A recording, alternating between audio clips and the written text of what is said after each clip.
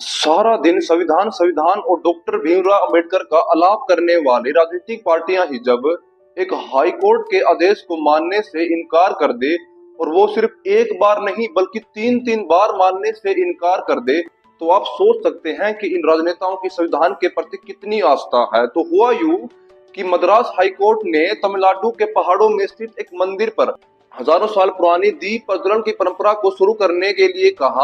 तो इन्हीं राजनीतिक पार्टियों ने वहां पर स्थित एक दरगाह का हवाला देते हुए मानने से इनकार कर दिया और कहा कि इससे आपसी भाईचारा बिगड़ सकता है।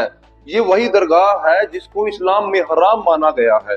कोर्ट ने फिर से आदेश दिया कि तमिलनाडु सरकार पुलिस सुरक्षा में इस परंपरा को शुरू करवाए, लेकिन फिर भी इन राजनीतिक पार्टियों ने उस बात को आगे बढ़ने नहीं दिया और सुप्रीम कोर्ट में उस आदेश को चैलेंज कर दिया। तो आप सोचिए कि ये राजनीतिक पार्टियां हम हिंदुओं के लिए कितनी खतरनाक है।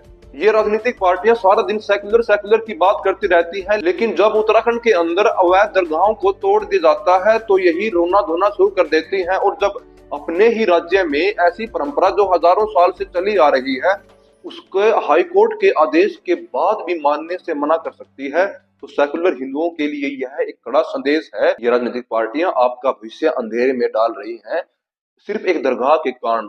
और ध्यान रहे, ये दरगाह हमारे देश के लिए, हमारे राष्ट्र के लिए हमेशा से नुकसानदायक रही है।